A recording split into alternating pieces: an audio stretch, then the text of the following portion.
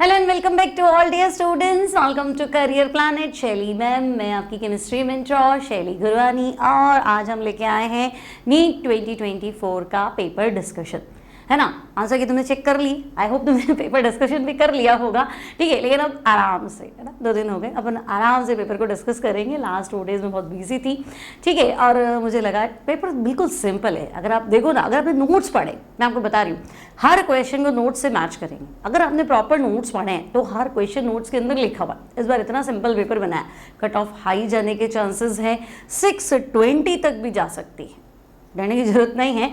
600 से लेके 620 तक का रेंज रहेगा, 600 से कम नहीं जाएगा जनरल का। उसके बाद थोड़ा थोड़ा पीछे चलते चलो, है ना, कैटेगरी रैंक के अकॉर्डिंग, ठीक है। तो अगर सेलेक्ट हो रहे हो बहुत अच्छी बात है, आप डॉक्टर हैं इसी साल। और अगर ना हो रहे हो, फ्रेशर थे, तैयारी कम पड़ गई, किसी एक सब्जेक्ट में कम नंबर आए, है ना, और प्रबल इच्छा है, देखो प्रबल इच्छा है कि नहीं, ज़ील है अंदर की, नहीं मुझे तो डॉक्टर बनना ही है, चाहे मेरा 1 साल जाए 2 साल जाए, लेकिन मुझे तो डॉक्टर बनना ही है अंदर से। हमेशा मैं अपने आप को देखता हूँ तो बस मैं अपने आप को डॉक्टर ही इमेजिन करता हूँ। तो 1 साल ड्रॉप लो, 2025 में फिर से प्रिपरेशन करो। और लगता है कि नहीं लाइफ में आगे बढ़ना जरूरी है, ठीक है, ये नहीं तो और भी ऑप्शंस है। तो देखो, अल्टीमेट जो क्या बोलते हैं गोल होता है ना, that is to earn money, है ना। आप क्यों पढ़ते हो, इतना पढ़ लिया, अब अच्छी कंपनी में नौकरी लग गई, है ना, तो कंपनी कितनी बढ़िया हो, देखते क्या है, पैकेज देखते क्या, हाँ आपको कितना मिल रहा है, कितनी बढ़िया कंपनी में काम करो या कितनी छोटी कंपनी में काम करो, कोई फर्क नहीं पड़ता है, मुझे कितना पैसा मिल रहा है ना। तो अल्टीमेट जो गोल है वो है टू अर्न मनी। तो वो एक अलग चीज़ है। एक डॉक्टर में होता है कि नहीं मेरा सेवा भाव का काम है, मुझे पेशेंट्स को ठीक करूँगा, मुझे हैप्पीनेस मिलता है ना। पैसे ज़्यादा मिले तो भी अच्छा है, कम मिले तो भी अच्छा है, एक लाइफ चलती रहे बस, वो ठीक है, कोई फ़र्क नहीं पड़ रहा। तो वो एक अलग चीज़ है ना। यहाँ एक पैशन है कि नहीं मुझे तो यही काम आता है और मुझे कुछ काम आता नहीं है, मैं तो सिर्फ चीरफाड़ी कर सकता हूँ, मुझे तो डॉक्टर ही बनना है। तो आप 1 साल ड्रॉप लें, मजबूरी में ड्रॉप ना लें, है ना। ऐसे तो मेरे 500 आ गए तो अगली बार तो मेरा हो जाएगा, चांस रहता है। बट हो सकता है 500 पे 450 भी हो जाए, या हो सकता है 590 आए, सिलेक्शन 600 पे जाए। जब तक वो अंदर की फायर नहीं होगी ना, दिल में आग नहीं होगी, तब तक कोई मतलब नहीं है। तो अगर तुम्हें लगता है कि हाँ मुझे तो बस यही करना है, इसके अलावा मुझे कुछ आता नहीं है, मुझसे कुछ होगा भी नहीं, तो आप यही कीजिए, ठीक है। चलो, तो इसी के साथ एक बार वापस हम स्टार्ट करते हैं नीट 2024 का पेपर डिस्कशन, है ना। तो चलो बच्चों, टाइम वेस्ट ना करें। पहला क्वेश्चन है हमारे पास कि आपको 2 स्टेटमेंट दिए गए हैं, ठीक है। पहला, एनिलीन फ्रिडल-क्राफ्ट अभिक्रिया, फ्रिडल-क्राफ्ट रिएक्शन शो नहीं करता। तो बच्चे एनिलीन क्या, बेंजीन पे NH2, हम कहेंगे हाँ। और फ्रिडल-क्राफ्ट सबको ही याद है कि फ्रिडल-क्राफ्ट में लुईस एसिड तो चाहिए होता है, तो हम कहेंगे हाँ फ्रिडल-क्राफ्ट है तो लुईस एसिड चाहिए, ठीक है। भाई फ्रिडल-क्राफ्ट एल्काइलेशन होता है, फ्रिडल-क्राफ्ट एसिटाइलेशन होता है, वो अलग की बात है ना। लेकिन फ्रिडल-क्राफ्ट में मुझे लुईस एसिड चाहिए, Lewis acid like AlCl3, like BF3, like ZnCl2, है ना। तो हम कहेंगे बहुत सारे लुईस एसिड है जो लोन पेयर क्या कर लेते हैं, एक्सेप्ट कर लेते हैं, जो लोन पेयर एक्सेप्ट कर लेते हैं। और एनिलीन हमारा भाई क्या कर रहा है, एनिलीन तो लुईस बेस है ना, तो यही इसको क्या करेगा, लोन पेयर डोनेट कर देगा। तो अब मैं कहाँ से कार्बोकेटायन बनाऊंगी और कहाँ से रिएक्शन कराऊंगी। तो ये सही कह रहा है कि एनिलीन फ्रिडल-क्राफ्ट नहीं देगा, क्योंकि इसने तो कैटलिस्ट को ही पकड़ लिया। तो पहला स्टेटमेंट सही है। सेकेंड, एनिलीन को गैब्रियल थैलेमाइड सिंथेसिस से नहीं बना सकते। तो बच्चे गैब्रियल थैलेमाइड सिंथेसिस क्या था, तो मुझे एक थैलीमाइड तो लेना पड़ता था, है ना। थैलीमाइड समझे ना, बेंजीन पे C double bond O NH, ठीक है। फिर हम इसकी रिएक्शन KOH से कराते थे, याद करो। तो ये H देगा, ये OH देगा, हमारे पास पोटेशियम थैलीमाइड आएगा, COCOK। इसके बाद हम एल्काइल हैलाइड लेते थे, तो हम कहेंगे हाँ, और हम यहाँ R लगा लेते थे। लेकिन अगर मुझे एनिलीन बनाना है तो मैं एल्काइल हैलाइड थोड़ी ना लूँगी, मैं तो हेलोबेंजीन लूँगी। और मैं हेलोबेंजीन लूँगी तो ये इतनी आसानी से X दे देगा क्या, तो मैं कहूँगी नहीं, ये KX देने वाली पार्टी नहीं है। बेंजीन से, है ना, haloarene less reactive towards substitution, benzene से हेलोजन को तो अलग नहीं कर सकती मैं, तो भाई नहीं कर सकते तो फिर रिएक्शन कैसे होगी। तो हम कहेंगे नहीं, आगे तो रिएक्शन बढ़ेगी नहीं, इसमें तो बढ़ जाएगी पर इसमें तो नहीं बढ़ेगी। तो ये तो पहली भी बात सही कह रहा है और दूसरी भी बात सही कह रहा है, हालांकि इन दोनों का आपस में कोई लेना देना नहीं है। तो अब मैं स्टेटमेंट क्या बनाऊँ, देखो, तो हम कहेंगे इसका स्टेटमेंट 1 तो करेक्ट है, स्टेटमेंट 2 भी क्या है, करेक्ट है। यानी हाँ, क्या लिखूं, स्टेटमेंट 1 एंड स्टेटमेंट 2 दोनों ही क्या है, करेक्ट है। ठीक है, क्लियर है, आगे बढ़े। नेक्स्ट देखो, मुझे लिस्ट को मैच करना है। पहला अमोनिया, अब देखो अमोनिया NH3 है ना बेटा, तो NH3 में नाइट्रोजन पे लोन पे और 3 हाइड्रोजन, ठीक है, 3 बॉन्ड पे एक लोन पे 4 sp3, लेकिन sp3 में चौथा हेड तो गायब है, तो ज्योमेट्री क्या है, तो मैं कहूँगी पिरामिडल। अमोनिया तो होता ही पिरामिडल है, ठीक है। BrF5, तो बच्चे BrF5 है ना, Br क्या है, हेलोजन है ना, तो हम कहेंगे हाँ भाई Br तो हेलोजन है और ये 5 ही बॉन्ड बना रहा है, 1 2 3 4 और एक 5वां बॉन्ड बना रहा है, ठीक है। लेकिन हेलोजन के पास तो 7 इलेक्ट्रॉन होते हैं, तो आपके पास 7 है और आप 5 ही काम में ले रहे हो, तो बच्चे bond pair 5, lone pair 1, total 6 में ऑक्टाहेड्रल होना चाहिए था, लेकिन आप कहोगे नहीं, एक हेड तो गायब हो गया है ना। ऑक्टाहेड्रल क्या होता है, ये और ऐसा होता है ना, तो हम कहेंगे हाँ यहाँ तो ठीक है, ये तो गायब हो गया, तो बच्चे इसका नाम तो हम कहेंगे ये है स्क्वायर पिरामिडल। ये जो शेप है इसको क्या बोलेंगे, स्क्वायर पिरामिडल, है ना। तो ऐसा कुछ मैच करो कि भाई अमोनिया आपका सीधा पिरामिडल होना चाहिए, BrF5 तो ये आपका देखो स्क्वायर पिरामिडल होना चाहिए, SF6 तो ये तो ऑक्टाहेड्रल होता ही है। अब बचा ये HCF4 तो 4 जन 2 लोन पेयर होते हैं, तो ये स्क्वायर प्लेनर। अब बताओ A के साथ 1 मैच करो, तो देखो अगर पहला आता है तब भी बन जाएगा, पहला आएगा तब भी बनेगा, तो बोल 11th क्लास में पढ़ रखा है तुमने, 11 के नोट्स में सारी ज्योमेट्रीज है, हाइब्रिडाइजेशन के अंदर, वेस्पर थ्योरी के अंदर, ठीक है। पिछला वाला क्वेश्चन भी कराया हुआ है क्लास के अंदर, गैब्रियल थैलेमाइड से एनिलीन नहीं बनाओगे, एनिलीन फ्रिडल क्राफ्ट नहीं देगा, दोनों बातें नोट्स में लिखी हुई, अगर आप ध्यान से पढ़ो तो आपको मिल जाएगा, दोनों क्वेश्चन मैच है। आगे बढ़े, नेक्स्ट देखो, नेक्स्ट इथेन, इथीन, C2 और इथाइन, और तुम्हें नंबर ऑफ सिग्मा बॉन्ड बताने। तो बच्चे इथेन में कार्बन कार्बन के बीच में पूछा इससे, है ना, number and type of bond between 2 carbon atom. तो कार्बन कार्बन में यहाँ क्या है, तो मैं कहूँगी यहाँ सिग्मा बॉन्ड है, पाई तो है ही नहीं। इथीन में कार्बन कार्बन के बीच में क्या है, तो बच्चे 1 सिग्मा 1 पाई, है ना। इथाइन की बात करो, मान लो उसको भी मैं ड्रॉप करती हूँ, तो इथाइन में क्या है, तो तुम कहोगे 1 सिग्मा और 2 पाई। और C2 मॉलिक्यूल, है ना, देखो अब मान लो कोई भूल जाता है एग्जाम में, या तो दिमाग नहीं चलता है कि MOT से आंसर आएगा, तो MOT पढ़ो। MOT में क्या, यहाँ से भी कार्बन यहाँ से भी carbon, 1s cancel, 2s cancel, 2p और 2 याद करो, तो px py है ना, तो अपन कहेंगे हाँ पाई 2px पाई 2py। तो C2 में C डबल बॉन्ड C होता है और दोनों बॉन्ड जो होते हैं वो पाई होते हैं। तो बस ये भी आपको है ना मॉक टेस्ट में कराया हुआ क्वेश्चन है, देखोगे तो मिलेगा, और ये तो सिंपल, ये तो कोई भी टीचर ने आपको पढ़ाया ही होगा, ठीक है। तो बोलो, तो हम कहेंगे देखो इथीन लग रहा है 1 सिग्मा 1 पाई, है ना, 1 सिग्मा तो इथेन लग रहा है, यानी A3 कर दो और B4 कर दो, और बाकी तो मैच हो ही जाएगा। तो भाई A3 कर दो, B4 कर दो, दो ऑप्शन हैं, तो C देख लेते हैं। C में क्या है, 2 आपके पाई बॉन्ड है ना, तो C2 कर दो, ठीक है। तो A3 कर दो, B4 कर दो, और C1 है क्या कार्बन मॉलिक्यूल, है ना, का C2 मॉलिक्यूल, उसमें नंबर नहीं लगा हुआ है।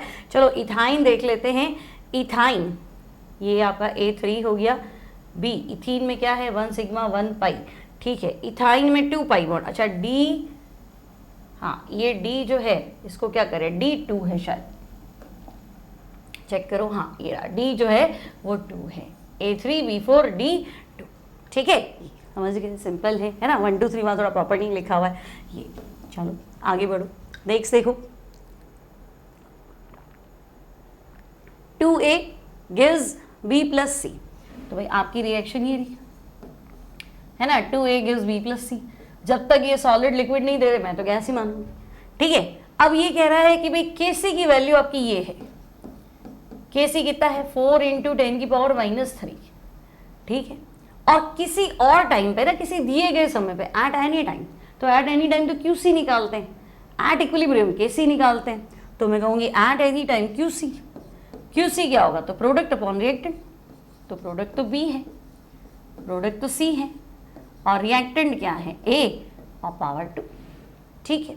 तो बच्चे B × C सेम है ना, 2 × 10⁻⁻3, फिर वही 2 × 10⁻⁻3, और A का स्क्वायर तो वो भी तो वही है 2 × 10⁻³ का स्क्वायर, तो सब कुछ कैंसिल हो गया ना, सब कुछ कैंसिल हो गया।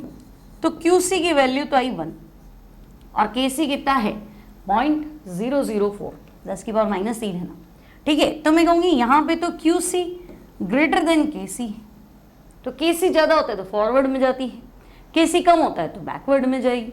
तो हम कहेंगे यहाँ तो QC ज़्यादा है तो रिएक्शन आपकी बैकवर्ड में जाएगी, तो reaction has a tendency to go in backward direction. बोलो, है ना। यूँ मत पढ़ लेना कि ये 4 4 कैंसिल, तो 4 4 बराबर हो गया, बराबर नहीं हुआ, ये 4 है ये 1 है, ठीक है, थोड़ा ध्यान रखना। क्लियर? आगे देखो, नेक्स्ट डायरेक्ट कर लोगे क्या, आइसोथर्मल प्रोसेस, समतापी प्रक्रम।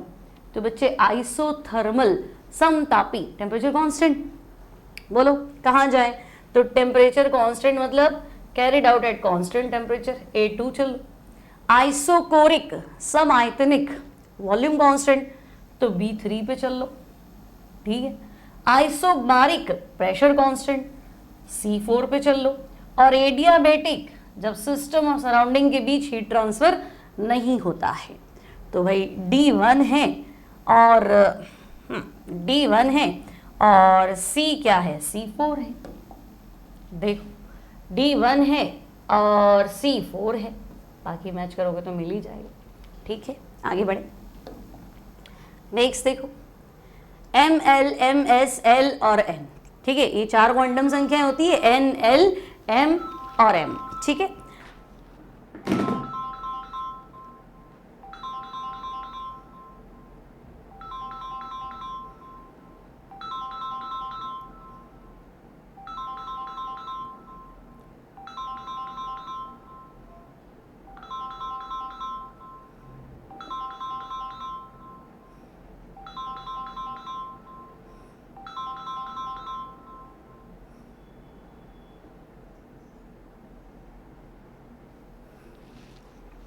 चलो बच्चे, N, L, Ms और Ml। अब बताओ N क्या है, प्रिंसिपल क्वांटम नंबर, जो आपको किसकी बारे में जानकारी देगी, तो हम कहेंगे N से तो हम एनर्जी निकाल सकते हैं, एटम का साइज बता सकते हैं, वेलोसिटी ऑफ इलेक्ट्रॉन बता सकते हैं ना, रेडियस बता सकते हैं। तो N बिलोंग्स टू साइज, ठीक है। L, तो भाई L क्या थी, L आपकी एजीमुथल, जो आपको SPD है ना, गोलाकार डंबलाकार ऐसा कुछ बता रहा है, तो हम कहेंगे L जो है वो तो शेप के बारे में बता रही, ठीक है। S, तो S तो स्पिन है ना, स्पिन क्वांटम नंबर, तो स्पिन वाला ऑप्शन पकड़ लो कि भाई ये orientation off spin off electron, एक क्लॉकवाइज एक एंटी क्लॉकवाइज। और ML थर्ड क्वांटम नंबर, तो भाई P डंबल है तो डंबल X में है, Y में है, Z में। ओरिएंटेशन की जानकारी कौन देगा, तो हम कहेंगे वो तो तीसरी क्वांटम नंबर दे रही थी, तो ओरिएंटेशन ऑफ ऑर्बिटल, कक्षक का अभिविन्यास, ठीक है। तो अब तो मैच कर लो भाई, A तो 3 से मैच हो रहा है ना, 2 ऑप्शन मिल गए। फिर B जो है वो 4 से मैच कर रहा है, तो A3 B4 फिर 2 ऑप्शन मिल गए। तो C जो है वो आपका L जो है C1 से मैच हो रहा है, तो हम कहेंगे हाँ C1 से मैच हो रहा है। और फिर D जो बचा वो 2 से मैच कर रहा है, ओके, ठीक है। चलो आगे बढ़े, नेक्स्ट देखो, IP बताना है, सारे के सारे एलिमेंट सेकेंड पीरियड के हैं, चेक कर लो,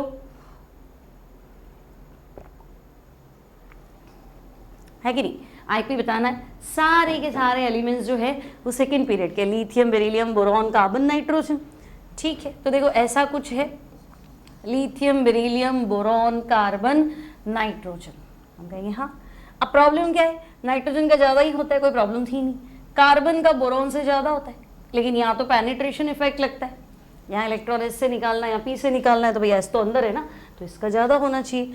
और बाकी लेफ्ट टू राइट तो बढ़ता है, तो कुछ ऐसा। तो भाई सर्वाधिक तो नाइट्रोजन का, तो पहला ऑप्शन तो वैसे ही गलत हो गया। फिर नाइट्रोजन, कार्बन, बोरॉन तक तो प्रॉब्लम थी ही नहीं, ये बेरिलियम नाइट्रोजन, कार्बन, बोरॉन तक तो दिक्कत थी ही नहीं। फिर बेरिलियम का ज़्यादा है, ठीक है, तो नाइट्रोजन, कार्बन, ठीक है, बोरॉन, बेरिलियम में से बेरिलियम का ज़्यादा है, बोरॉन का कम है, और फिर क्या हो गया, लिथियम। तो हम कहेंगे ओके, कोई दिक्कत नहीं है, नाइट्रोजन का सबसे ज़्यादा, फिर कार्बन, कार्बन का ज़्यादा है बोरॉन से, लेकिन बोरॉन से ज़्यादा बेरिलियम का है, तो उसको यहाँ लिया, और तो क्या ही करना, बाकी सब कुछ ठीक है। है ना। तो ये हो गया आपका आईपी वाला। बताओ, सिंपल है, थियरी जब पढ़ते हैं अपने क्या पीरियोडिक टेबल पढ़ते हो तो आप ये चीज़ तो पढ़ती हो ना, सिंपल। पहला आईपी में क्या बोलते हैं अपन, आवर्तता, periodicity, ionisation potential, up to down क्या होता है, लेफ्ट टू राइट क्या होता है, गड़बड़ कहाँ होती है, ठीक है। नेक्स्ट देखो, ग्रुप 16 में से कौन जो है -2 ऑक्सीडेशन स्टेट शो नहीं करेगा। तो बच्चे ग्रुप 16 ऑक्सीजन फैमिली, ओ स्टाइल से टीपो, तो हम कहेंगे हाँ। अब ग्रुप में अप टू डाउन जाओ तो जो सबसे नीचे वाला एलिमेंट है पोलोनियम, वो तो रेडियो एक्टिव है। अब रेडियो एक्टिव एलिमेंट जो है वो आपका क्या करेगा, वो किसी तरह की ऑक्सीडेशन स्टेट यहाँ शो नहीं करेगा, तो हम कहेंगे भाई पोलोनियम इसका करेक्ट आंसर हो जाए। बाकी तो सबके कंपाउंड तो मिल रहे, इसका तो कोई कंपाउंड नहीं मिल रहा, है ना। ऑक्सीजन का टेलूरियम का ऑक्साइड मिलता है TeO, सेलेनियम का ऑक्साइड मिलता है सेलेनियम, है ना। तो TeO, TeO2 इस तरह से बहुत सारे कंपाउंड्स मिल जाएंगे, टेलूरियम का क्लोराइड भी मिल जाएगा, है ना। तो सब में ऑक्सीडेशन स्टेट मिलेगी। पोलोनियम रेडियो एक्टिव है और क्या बोल दूं कि भाई है ना रुकता ही नहीं है, तो इसकी कोई -2 ऑक्सीडेशन स्टेट पॉसिबल नहीं है। और वैसे भी अप टू डाउन जाते हो तो मेटालिक कैरेक्टर बढ़ जाता है, तो माइनस को तो भूल ही जाओ, है ना। तो हम कहेंगे चलो नेक्स्ट देखो, Kp Kc इक्वल नहीं है ना, किसमें, Kp not equals to Kc है। तो बच्चा फॉर्मूला तो ये था, Kp equals to Kc RT की पावर डेल्टा n। अगर मैं डेल्टा n 0 कर दूं तो Kp किसके बराबर है, तो हम कहेंगे Kc की। तो डेल्टा n 0 तो यहाँ पे है, यहाँ पे डेल्टा n 0 है, देखो 2 मोल प्रोडक्ट 2 मोल रिएक्टेंट गैसियस है, तो यहाँ तो Kp Kc के बराबर है। यहाँ डेल्टा n 0 नहीं है, यहाँ डेल्टा n 1 है, तो मुझे और ऑप्शन पढ़ने नहीं थे। वैसे तो ये 2 है, इधर भी 2 है, तो मैं कहूँगी यहाँ Kp Kc के बराबर नहीं हो सकता, ऑप्शन 2 करेक्ट, पढ़ने की जरूरत भी नहीं थी आपको। नेक्स्ट देखो, मैच करो, नहीं मैच नहीं करना है, क्या है, the reagents with which glucose does not react to give corresponding test. अब भाई ग्लूकोज किसके साथ रिएक्शन नहीं करता, तो देखो ग्लूकोज सिल्वर मिरर टेस्ट तो देता है, हमने पढ़ा था। फिर ग्लूकोज हाइड्रोजन साइनाइड के साथ रिएक्शन करता है, हमने पढ़ा था। ग्लूकोज ऑक्सिम बनाता है, ये भी हमने पढ़ा था। ग्लूकोज शिफ रिएजेंट टेस्ट नहीं देगा, सोडियम बाइसल्फाइड के साथ पीपीटी नहीं देगा।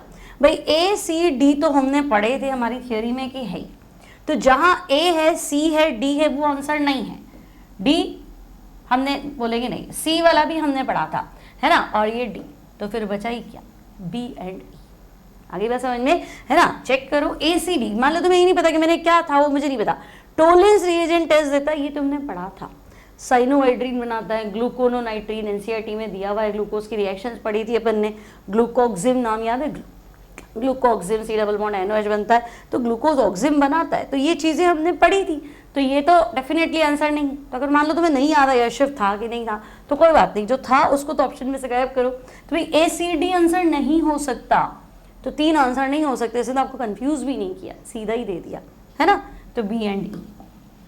नेक्स्ट देखो, आपको क्या करना है, देखो यहाँ पे आपके पास एक एल्कीन है, साइक्लोहेक्साइल है, then CH2, CH double bond CH2, compound आपका ये है और आपको इसमें बदलना है, ठीक, CH2 CH2 CHO, इस कंपाउंड को इसमें बदलना है। पहला ऑप्शन है हाइड्रोलिसिस करा लो फिर PCC। तो बच्चे अगर मैं सिंपल हाइड्रोलिसिस कराऊंगी तो OH इधर आएगा, H इधर आएगा, और फिर PCC से ऑक्सीडेशन करूंगी तो ये कार्बन डबल बॉन्ड ऑक्सीजन, मुझे तो यहाँ ऑक्सीजन चाहिए नहीं, मुझे तो ऑक्सीजन यहाँ चाहिए, तो पहला तो किसी भी सिचुएशन में आंसर नहीं है। दूसरा भी देखो, अगर मैं वाटर लूंगी तो ऑक्सीजन इधर आए, तो ये भी पॉसिबल नहीं, मुझे ऑक्सीजन यहाँ चाहिए ही नहीं, तो मैं इसको कनेक्ट करूँ ही क्यों। थर्ड देखो, बोरॉन हाइड्राइड ले लो, H2O2 ले लो और PCC ले लो, तो बोरॉन हाइड्राइड ले लूंगी ना, है ना। अगर मैं यहाँ पे रिएक्शन बैठाती हूँ एक कि बोरॉन हाइड्राइड और H2O2, तो तुम्हें पता है बोरॉन हाइड्राइड में है तो वही वाटर ही ऐड करना है, बट एंटी मार्कोनिकोव प्रोडक्ट बनता है। Reaction is according to Markovnikov but product is anti Markovnikov. तो मैं कहूँगी अच्छा ठीक है, अगर मैं इसका हाइड्रोबोरेशन कर लूँ, है ना, अगर मैं ऐसा कुछ कर लेती हूँ CH2 CH2 CH2OH, अगर मैं बोरॉन हाइड्राइड से रिएक्शन करती हूँ तो मैं यहाँ पहुँच जाऊँ, और यहाँ से यहाँ जाना है तो मुझे ऑक्सीडेशन ही तो करना है, और ज़्यादा भारी ऑक्सीडेशन नहीं करना है। KMnO4 ले लेते हो जाता, लेकिन KMnO4 पूरा ऑक्सीडाइज करेगा, COH में कन्वर्ट करेगा, स्ट्रॉन्ग ऑक्सीडाइजिंग एजेंट है, प्रबल ऑक्सीकारक है। मुझे तो माइल्ड ऑक्सीडेंट चाहिए, है ना, तो माइल्ड ऑक्सीडेंट है PCC, पिरिडीनियम क्लोरोक्रोमेट। तो मेरा काम चलेगा पहला हाइड्रोबोरेशन और दूसरा PCC, यानी ऑप्शन 3 इज करेक्ट। ठीक है, PCC, पिरिडीनियम क्लोरोक्रोमेट। नेक्स्ट देखो, सेम क्वेश्चन आपके पास था NCERT में, है ना। नेक्स्ट देखो, Mn+3 Mn+2 कॉम्बिनेशन के लिए Cr+3 Cr+2 या Fe+3 Fe+2 से किस चेंज के कारण इसकी वैल्यू पॉजिटिव है। ठीक है, अब देखो ये कह रहा है Mn+3 अगर एक इलेक्ट्रॉन ले लेता है और Mn+2 में कन्वर्ट होता है तो इसका ये जो SRP है, रिडक्शन ही तो हो रहा है बेटा, इलेक्ट्रॉन एक्सेप्ट करना रिडक्शन, ये SRP जो है वो पॉजिटिव है। तो हम कहेंगे हाँ ठीक है पॉजिटिव है। अब Mn+2 में कॉन्फ़िगरेशन 3d5 है, याद है ना, Mn क्या होता है 25 होता है ना। सीधा क्वेश्चन उठाया डी ब्लॉक NCERT से, कहीं कोई दिमाग लगाया ही नहीं। तो हम कहेंगे हाँ एटॉमिक नंबर Mn का 25, तो ये है आर्गन 4s2 3d5। और अगर आप Mn+2 की बात करेंगे तो भाई ये 3d5 तो है ना। और देखो यहाँ इलेक्ट्रॉन कम है तो 3d4 जो है वो कन्वर्ट हो रहा है 3d5, मतलब d4 जो है वो कन्वर्ट हो रहा है d5 में, है ना। और d5 स्टेबल है, हाफ फिल्ड है, तो SRP पॉजिटिव हो गया। तो correct answer is option 4। Next देखो, CONH3 और COF6, ठीक है भाई, CONH3 चार्ज +3 मतलब कोबाल्ट +3 यहाँ पे, और COF6 इसका भी चार्ज +3, यानी यहाँ पे भी कोबाल्ट क्या है +3 है। दोनों ऑक्टाहेड्रल है, तो हम कहेंगे हाँ 6 लिगेंड है, दोनों ऑक्टाहेड्रल है, लेकिन इनका मैग्नेटिक बिहेवियर जो है वो डिफरेंट है। तो हम कहेंगे हाँ पॉसिबल मैग्नेटिक बिहेवियर, क्यों, क्योंकि ये तो स्ट्रॉन्ग फील्ड लिगेंड है और ये क्या है वीक फील्ड लिगेंड है। तो स्ट्रॉन्ग फील्ड वाला तो डायामैग्नेटिक, पढ़ा था ना, स्ट्रॉन्ग वाला अपना पेयर बना लेता है, ये तो डायामैग्नेटिक है, इनर ऑर्बिटल कॉम्प्लेक्स, और वीक वाला अपना पेयर तो बनाएगा नहीं, बाहर के ऑर्बिटल्स को लेगा, तो ये तो पैरामैग्नेटिक है, अनुचुंबकीय, है ना। अब ये क्या कह रहा है उसको ही पढ़ लेते हैं।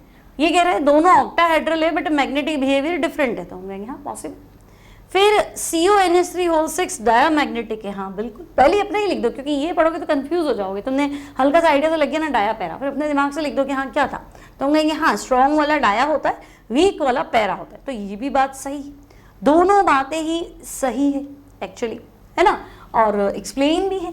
ठीक है, ऑक्टाहेड्रल तो है ही, लेकिन जैसे यही पूछा है सही है कि नहीं, तो दोनों स्टेटमेंट आपके करेक्ट है, both statement 1 and statement 2 are true. Clear है, आगे बढ़े। नेक्स्ट देखो, फेलिंग सॉल्यूशन ए, तो बच्चे Fehling solution is the combination of, Fehling solution A पढ़ा था तुमने, बॉटल नंबर ए और bottle number B, bottle number 1 और 2। ए में क्या होता है aqueous solution of copper sulphate, और बी में क्या होता है, तो हम कहेंगे बी में रॉशेल सॉल्ट। रॉशेल सॉल्ट क्या होता है sodium potassium tartrate, sodium potassium tartrate.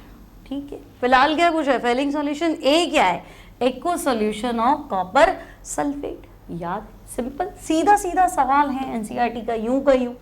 बोलो किस प्रोसेस में एंट्रोपी बढ़ती है। और ये लास्ट लेक्चर डाला था नीट के एक दिन पहले, थर्मोडायनामिक्स बच गया था, एक टॉपिक बाकी था, मैंने चलो वो भी करा दो, फिर कोई बच्चा ये नहीं बोले कि थर्मो बाकी है, उसी में ये पूरा क्वेश्चन करा रखा है, सेम थियरी सेम सब कुछ।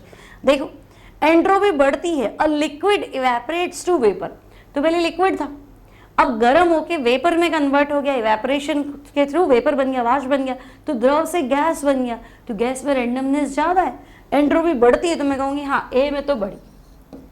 फिर एक सॉलिड का टेम्परेचर कम कर दिया, तो बच्चे टेम्परेचर कम कर देंगे तो काइनेटिक एनर्जी कम हो जाएगी, रेंडमनेस अस्त व्यस्तता कम हो जाएगी, तो एंट्रोपी बढ़ने का तो कोई सवाल नहीं, तो यहाँ तो नहीं बढ़ेगी। अब सोडियम बाइकार्बोनेट सॉलिड है ना, इसके टुकड़े हो गए, सोडियम कार्बोनेट CO2 और वाटर।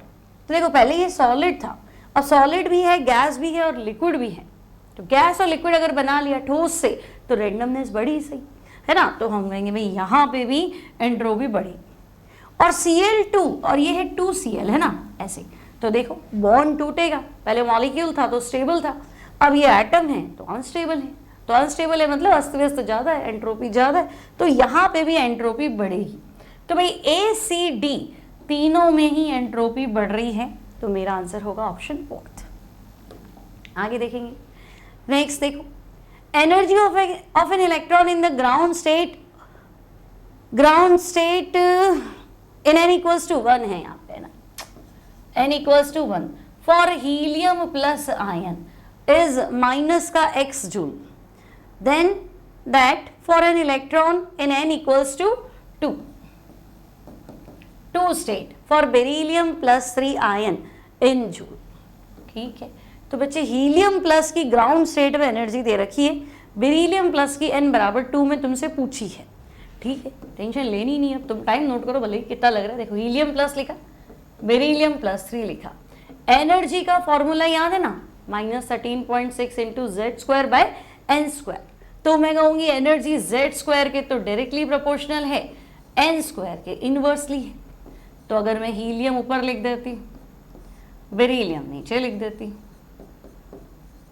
ठीक है, तो जेड स्क्वायर, हीलियम का जेड बच्चे 2 है, बेरिलियम का जेड क्या है 4 है, और एन उल्टा लिखना है ना। तो हीलियम वाला एन यहाँ लिख देती हूँ, तो हीलियम की तो ग्राउंड स्टेट और बेरिलियम का एन इक्वल्स टू 2 स्टेट, ऐसे।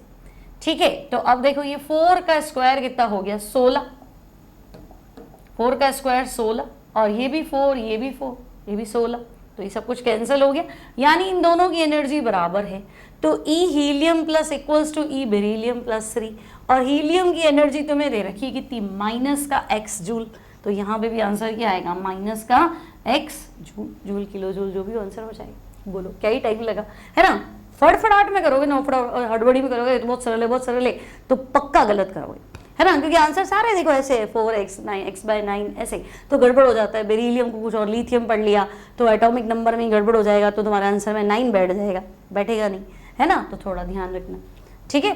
चलो आगे देखो, कॉलम मैच करना है।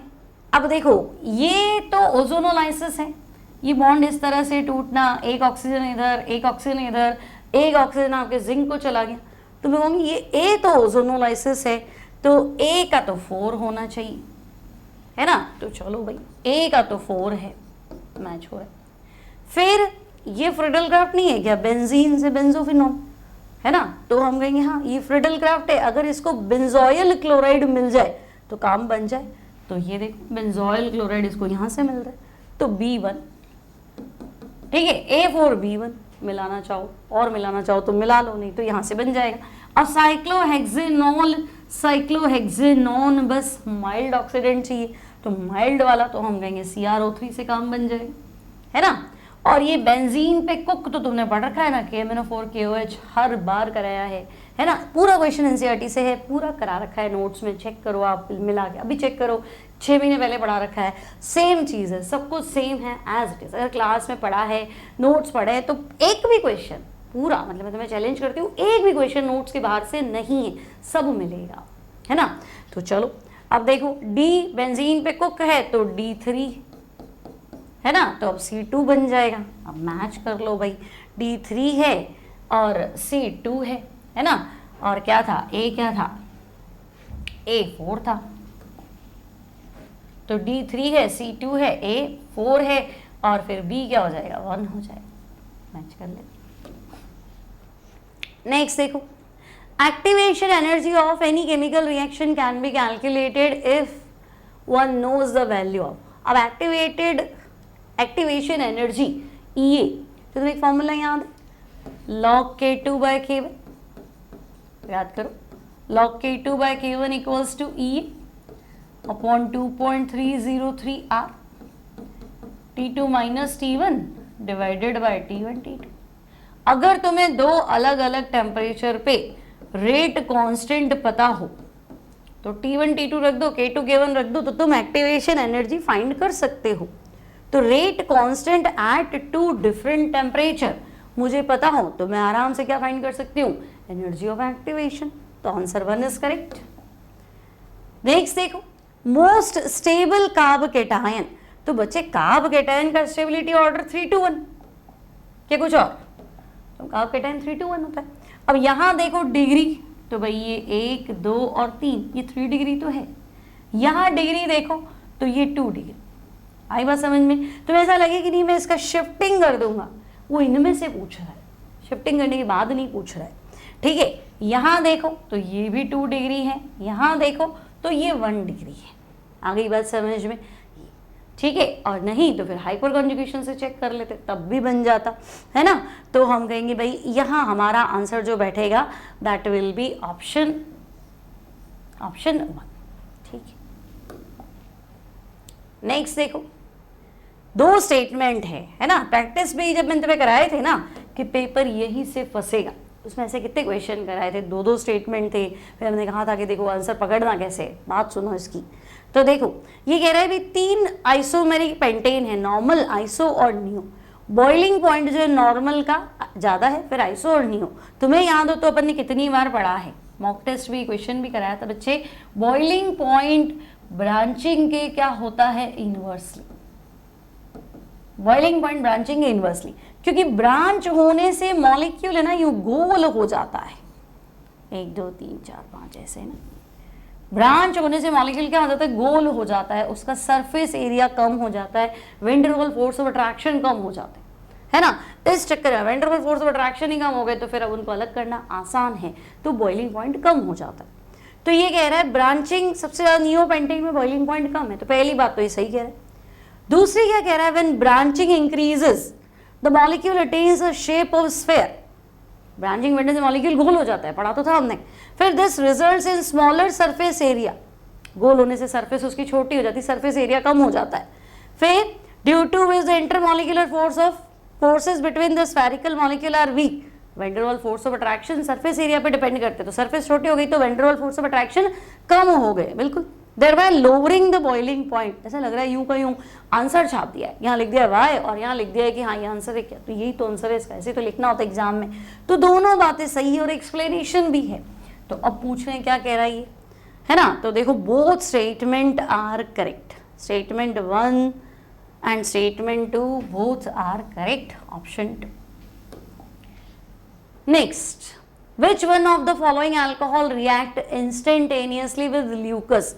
अब ल्यूकस के साथ इंस्टेंट रिएक्ट कौन करेगा, तो बच्चे ल्यूकस का रिएक्टिविटी ऑर्डर होता है 3 2 1, क्योंकि कार्ब केटायन बनता है, पढ़ा था ना ल्यूकस रिएजेंट, कंसंट्रेटेड HCl और एनहाइड्रस ZnCl2। तो हम कहेंगे ल्यूकस में 3 डिग्री तो तेज रिएक्ट करता है, तो 3 डिग्री ढूंढ के आंसर निकाल लो, बात ही खत्म कर दो।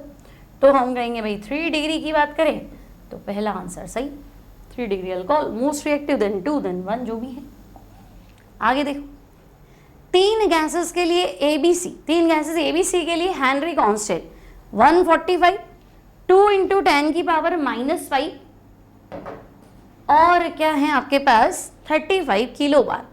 इनकी सॉल्युबिलिटी बताओ वाटर में। तो बच्चे सॉल्युबिलिटी और हेनरी कांस्टेंट एक दूसरे के क्या भूल गए, टेम्परेचर बढ़ाने से हेनरी कांस्टेंट बढ़ता है, पढ़ा था हमने एनसीईआरटी में, यूं का यूं लिखा हुआ है, नोट्स खोलो उसमें लिखा हुआ है, ताप बढ़ने से हेनरी कांस्टेंट बढ़ता है।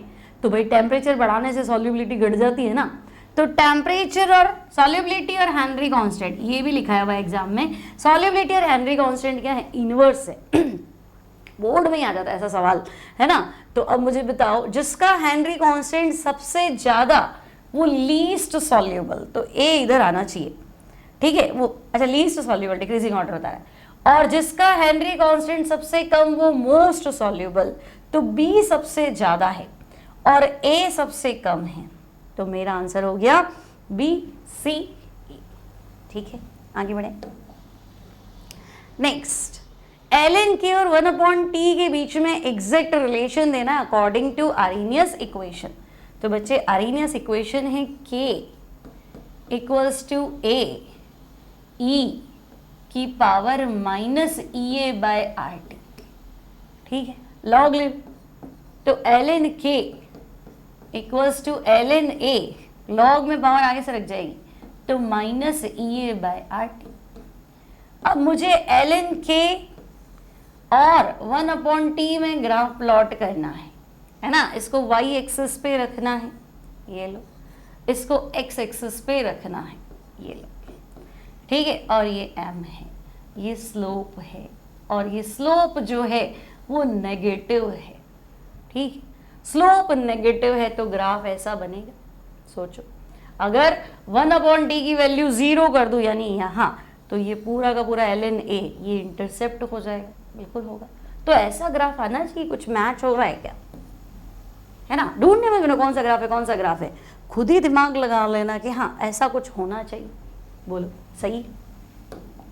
और देखो, on heating some solid substances changes from solid to vapour state without passing liquid. ये क्या मुसीबत है, ठोस को गर्म किया तो द्रव में तो आया ही नहीं, सीधा गैस में आया।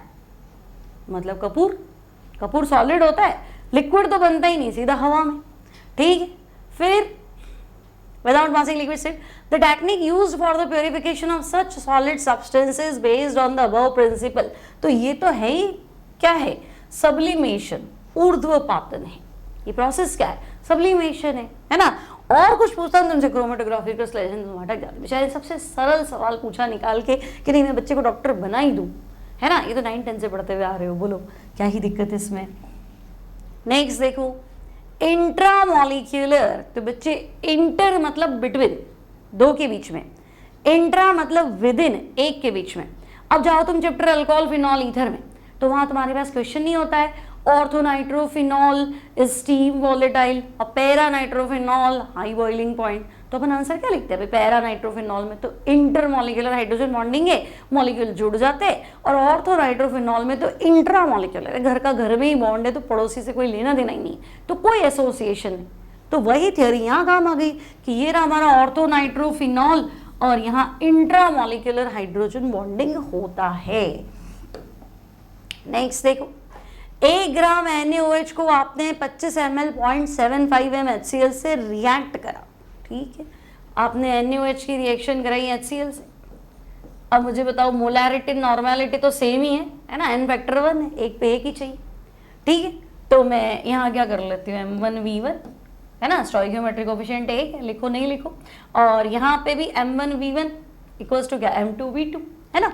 अब यहाँ जो है 25 ml और 0.75, ये लो 0.75 इंटू वॉल्यूम कितना 25। यहाँ मेरे पास थोड़ा ना है, मेरे पास तो 1 ग्राम ही, ठीक है। तो अब तुम बताओ यहाँ पे फॉर्मूला क्या लगेगा, मोलैरिटी क्या होता है, मास अपॉन मोलर मास, है ना, into 1000 upon volume into volume.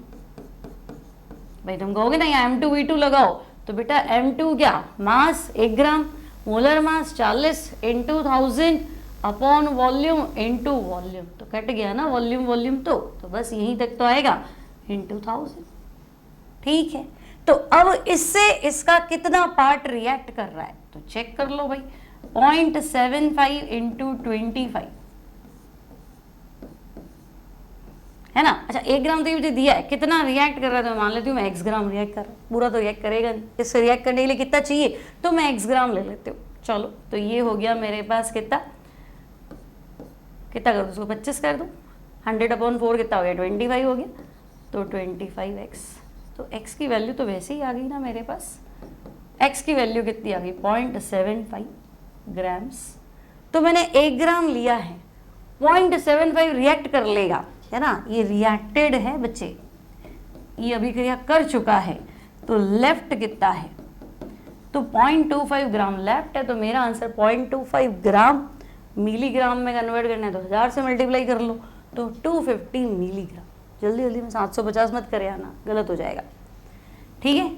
Next देखो, कौन सी रिडॉक्स नहीं है। अब इससे आसान तो तुमसे क्या ही पूछता, कौन सी रिडॉक्स नहीं है जिसमें ऑक्सीडेशन स्टेट में कोई चेंज नहीं है। जैसे देखो ये हाइड्रोजन है ना, यहाँ x बराबर 0 है, क्लोरीन में भी x बराबर 0 है, लेकिन बेटा HCl में ये +1 है और ये -1 है, तो ये 0 से बड़ा है और ये 0 से घटा है, तो ये रिडॉक्स है, ऐसे पहचानना है।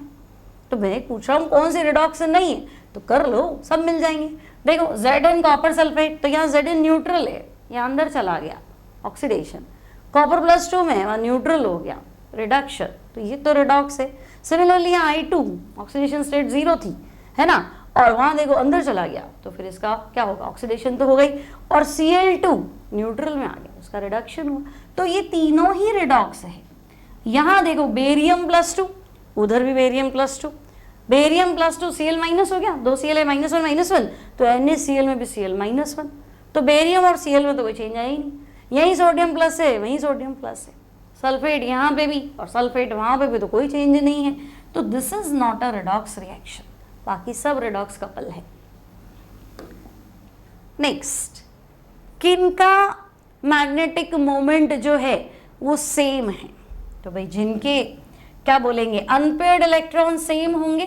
हमारे को तो एक फॉर्मूला याद है, mu equals to √n n+2 Bohr magneto. तो स्कैंडियम +3 तो 3d1 होता है, Fe+2 3d6 होता है। Fe क्या होता है, Fe 3d6 होता है ना, 4s2, तो Fe+2 3d6 है, तो अनपेयर्ड इलेक्ट्रॉन 4 है, समझे ना, डी में 5 ऑर्बिटल है, 5 भर दूंगी तो एक तो पेयर बनाऊंगी ना, तो अनपेयर्ड इलेक्ट्रॉन 4 है। Mn+2 तो 3d5 होता है, तो अनपेयर्ड इलेक्ट्रॉन 5 है। टाइटेनियम +3, तो भाई टाइटेनियम स्कैंडियम टाइटेनियम, 3 कम कर दोगे तो ये 3d, टाइटेनियम +3, टाइटेनियम क्या होता है 4s2 3d2, ओ बेटा 3d 0 है भाई, स्कैंडियम +3, स्कैंडियम 21 है ना, 3 निकाल दो तो 18 हो गया, 3d 0, और टाइटेनियम +3 3 निकाल दो तो 3d1, और मुझे लगा ये कैसे मैच हुआ। फिर क्रोमियम +2, तो क्रोमियम क्या होता है 3d5 4s1, 3d5 4s1, 2 कम कर दो तो भाई 3d4, तो बच्चे यहाँ पे भी अनपेयर्ड इलेक्ट्रॉन 4 है, वहाँ पे भी 4 है, तो बी और डी, यानी सही उत्तर जो है ऑप्शन 2। क्लियर है, सिंपल एनसीईआरटी का सवाल, ये भी नहीं बोलूँगी नोट्स में लिखा हुआ है, 20 सवाल ऐसे कर रखे हैं सेम पैटर्न के। मॉक टेस्ट में से भी बहुत पेपर लगा है बच्चों इस बार, है ना, तो इस बार का पेपर इसलिए कट ऑफ तुम्हारी ज़्यादा जा रही, एक सेकंड, है ना, मॉक टेस्ट में जो लोगों ने प्रैक्टिस कराए हैं ना, आपने कहीं से भी प्रैक्टिस की हो तो क्वेश्चन डायरेक्ट मिले हैं, बाकी मिलते नहीं है जनरली, लेकिन इस बार मिले हैं, तो फिर आपकी कट ऑफ ज़्यादा है इस बार, ठीक है। अब नेक्स्ट देखो, किस में हाईएस्ट नंबर ऑफ एटम्स है, तो मुझे तो पता है 1 मोल में n होते हैं, अब मोल ज़्यादा है तो हाईएस्ट नंबर ऑफ एटम। अब देखो 2.27 लीटर, तो भाई एसटी में 22.4 लीटर पे तो 1 मोल होता है, आपके पास तो 1 मोल भी नहीं है, तो ये आंसर तो नहीं है। यहाँ आप सीधा कह रहे हो 4 मोल, ठीक। अब 4 यूनिफाइड मास, एक एटम बिल्कुल है ना, टाइनी सा पार्टिकल जो अपन को दिखता भी नहीं है, तो 4 यू मतलब तो 4 एटम, तो भाई ये तो 4 Na लेके बैठा है, तो ये आंसर भी नहीं है। और 4 ग्राम हीलियम, तो 1 मोल हुआ ना, हीलियम का मास ही 4 है, मास अपॉन एटॉमिक मास करूंगी तो 4/4 1 है, तो ये भी नहीं है ना, 4 मोल हाईएस्ट आंसर। नेक्स्ट देखो, लिस्ट 1 को लिस्ट 2 से मैच करना है। अब इससे इजी क्या ही पूछता देखो गुस्सा मत हो ना, लेकिन ये बहुत सरल सवाल है। हाइड्रेट या सॉल्वेट आइसोमेरिज्म, तो भाई हाइड्रेट मतलब पानी, तो ऐसा कौन सा कॉम्प्लेक्स है जिसमें पानी है, तभी तो सॉल्वेट आइसोमेरिज्म होती। तो अगर D1 तुम कर लेते तो कुछ होता क्या, होता 2 ऑप्शन तो गायब हो जाते कम से कम, ठीक है। फिर लिंकेज आइसोमेरिज्म, तो लिंक अलग अलग होना चाहिए, लिंक मतलब एम्बिडेंट लीगेंड, उभयदंतुक लीगेंड है, जैसे NO2 और ONO, तो एक बार N कहेगा मैं बॉन्ड बनाऊंगा, एक बार O कहेगा मैं बॉन्ड बनाऊंगा, तो ऐसा कुछ होना चाहिए। तो मैं कहूँगी देखो ये मिल गया मुझे ऐसा, ठीक है। और ये डबल कॉम्प्लेक्स, याद है हमने कितनी बार सिखाया था मैं कि डबल कॉम्प्लेक्स होते हैं कोऑर्डिनेशन आइसोमेरिज्म। कोऑर्डिनेशन कैसे बैठेगा, जब 2 घर होंगे तभी तो कोऑर्डिनेशन बिठाना पड़ेगा। तो C4, ठीक है, तो D1 तो वैसे ही पकड़ लिया था, और C4 पकड़ लेते तब भी तुम्हारा आंसर बैठ जाता। A2 और अब ये क्या है, A2 और B1, B क्या है, ब्रोमीन और सल्फेट, तो देखो ब्रोमीन अंदर ले लो, सल्फेट बाहर ले लो, तो B आपका 3 है, प्रिंटिंग मिस्टेक ज़्यादा है इस बार, ठीक है, B 3 है, और A आपका 2 है, क्योंकि NO2 आ गया ना, तो लिंकेज आइसोमेरिज्म। क्लियर, सिंपल है, आगे बढ़े। नेक्स्ट देखो, boiling point of hydrides of group 16, तो ये बॉइलिंग पॉइंट दो ही बातों पर डिपेंड करता है, इधर एक ग्रुप में ऊपर से नीचे जाओ तो हम कहेंगे एक तो मोलर मास के डायरेक्टली प्रोपोर्शनल, और अगर कहीं हाइड्रोजन बॉन्डिंग आ गई तो फिर अपन कुछ नहीं कह सकते, हाइड्रोजन बॉन्डिंग आ गई तो ऑब्वियस है बॉइलिंग पॉइंट बढ़ेगा। तो हम कहेंगे मोलर मास तो इसका ज़्यादा है, फिर इसका, फिर उसका, और यहाँ हाइड्रोजन बॉन्डिंग है, ये हमारी थियरी वाला कॉन्सेप्ट है, ठीक है। अब ये कह रहा है कि statement 2, on the basis of molar mass water is expected to have lower boiling point than other members of the group, but due to presence of extensive hydrogen bonding in water it has high boiling point। तो water में तो होता ही है ना boiling point ज़्यादा, क्योंकि इसमें क्या होती है इंटरमॉलिक्यूलर हाइड्रोजन बॉन्डिंग। तो ऐसे लिख रहा है, इसका जवाब लिखा है इसने, तो दोनों बातें सही है, एक्सप्लेनेशन भी करेक्ट है। तो असर्शन रीजन पूछा ही नहीं, इसने पूछा बातें सही है कि नहीं, तो statement 1 and statement 2 both are correct, ठीक है। नेक्स्ट देखो, C6H14 क्या हाइड्रोजन डबल से 2 ज्यादा है? 6 का डबल 12 और 2 14 हो गया। तो अगर हाइड्रोजन एटम का नंबर डबल से 2 एक्स्ट्रा होता है, इसका मतलब दिस इज एल्केन। तो अगर ये एल्केन है, सारे ऑप्शन में एल्केन है, तो ये कह रहा है ऐसी एल्केन ढूंढो जिसमें 2 3 डिग्री कार्बन हो। तो तुम खुद दिमाग मत लगाओ, इसके ऑप्शन से चेक कर लो। मान लो पहला ऑप्शन पकड़ लिया, देखो ये तो नहीं है, नॉर्मल हेक्सेन में तो कुछ नहीं होना है, ठीक है। 2 मिथाइल पेंटेन, यहाँ पे भी कुछ नहीं होना है, क्योंकि एक ही तो मिथाइल नीचे लाएगा, बाकी तो 5 कार्बन की चेन है, तो फिर एक मिथाइल नीचे लाओ तो 3 डिग्री एक ही मिलेगा ना, 2 कहाँ से लाओगे? तो ये 2 आंसर तो नहीं है। अब मैं पहला पढ़ लेती हूँ, 2,2 डाई मिथाइल ब्यूटेन, ठीक है बच्चे, ब्यूटेन पकड़ लो, 2,2 डाई मिथाइल, अरे तो ये तो 4 डिग्री हो गया भाई, ये क्या कर रहे हो, मजाक चल रहा है? ये कार्बन कितना डिग्री है, देखो 4 से कनेक्टेड है तो 4 डिग्री, तो ये 3 आंसर नहीं है, तो फिर यही होगा, है ना। तो आपका answer 2,3 di methyl butane, check करना हो तो चेक कर सकते हो। देखो ये ब्यूटेन, यहाँ पे भी मिथाइल है, यहाँ पे भी मिथाइल है, तो अब ये तुम्हें दिख रहा है ये कार्बन 1 2 3 डिग्री है, ये भी कार्बन देखो 1 2 3 डिग्री है। नेक्स्ट, लिस्ट 1 को लिस्ट 2 से मैच कर लो, ठीक है। क्या करना है, 1 मोल ऑफ H2O को O2 में कन्वर्ट करना है, ठीक है। देखो H2O को O2 में कन्वर्ट कर दूं तो यहाँ ऑक्सीजन 2 है तो ये 2 कर दूं, हाइड्रोजन 4 हो गए, 4 H कर दूं, बोलो हाइड्रोजन 4 हो गए ना बेटा, तो H कितने हो गए 4, और न्यूट्रल करने के लिए 4 इलेक्ट्रॉन, ठीक है। लेकिन ये 2 मोल वाटर है, मुझे एक पे आंसर पूछा है, तो बच्चे 2 मोल पे चार्ज 4 इलेक्ट्रॉन है, 4 मोल इलेक्ट्रॉन है, यानी 4 फेराडे है, 1 मोल पे तो 2 फेराडे आएगा, तो 1 मोल वाटर वाले का आंसर 1 फेराडे है ना, मतलब A2 है भाई, एक तो मिला ले, एक और मिला सकते, चलो MnO4 माइनस से क्या बनाओ, Mn+2 बनाओ, ठीक। ऑक्सीजन कितने 4 वाटर डाल दो, हाइड्रोजन कितने हो गए 8 H डाल दो, चार्ज देखो प्लस का 7 है, प्लस का 2 है, 5 इलेक्ट्रॉन आएंगे, तो एक पे खर्चा है 5 का, तो B में 5 फेराडे चाहिए, तो भाई B4 2 जगह मिल गया, और A2, तो A2B4 तो मुझे मिल गया, आगे भी करोगे तो बन ही जाएगा, कोई बहुत बड़ी बात है नहीं, ठीक है। नेक्स्ट देखो, ऐसा कौन सा कंपाउंड है जो सबसे तेज गति से SN1 देगा, तो भाई SN1 का रिएक्टिविटी ऑर्डर क्या था, 3 डिग्री हेलो एल्केन, फिर 2 डिग्री हेलो एल्केन, फिर 1 डिग्री हेलो एल्केन, है ना। तो 3 डिग्री, वो तो मना ही कर देगा, नहीं भाई मैं तो हेलो एरीन हूँ, मेरे को तो लेना ही मत, वो क्या है 1 डिग्री, ये क्या है 2 डिग्री, और ये 3 डिग्री है क्या, है ना, ये 3 डिग्री तो नहीं है, लेकिन ये कार्ब केटायन, बोलो मैंने वाइट लगा दिया इसको, ये देखो इसका कार्ब केटायन स्टेबल है क्या, तो मैं कहूँगी हाँ बेंजाइल, ये सही है भैया, है ना। मैं कहूँगी देखो ये इस तरह का कार्ब केटायन बन रहा है इसका, ये ऐसा, ठीक है, ये कार्बन केटायन, हालांकि ये 2 डिग्री है, बट ये carbocation stable due to resonance, ज़्यादा स्टेबल उल्टा बेंजाइल से, तो ये ज़्यादा स्टेबल है तो SN1 तेज गति से देगा, तो correct answer option 1। Then electronegativity का ऑर्डर बताना है।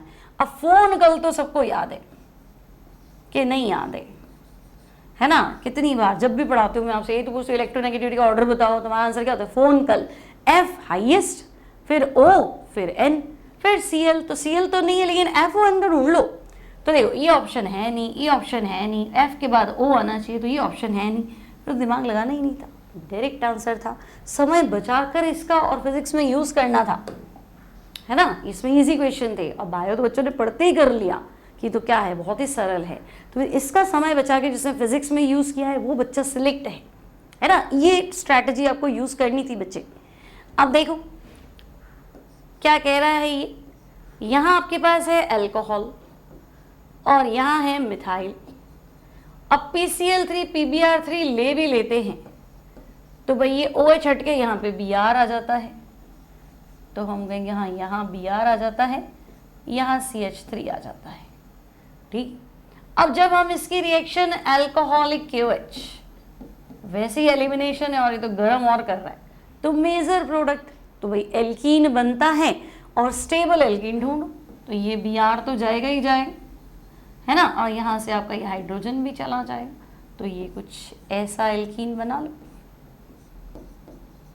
है ना? तो अब ढूंढो आंसर कुछ।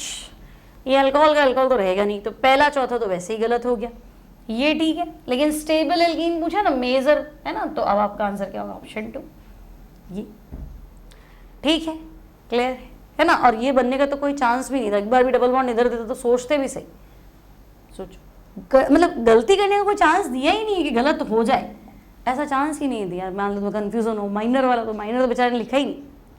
नेक्स्ट देखो, 3 canonical forms can be drawn by carbon for carbonated ion.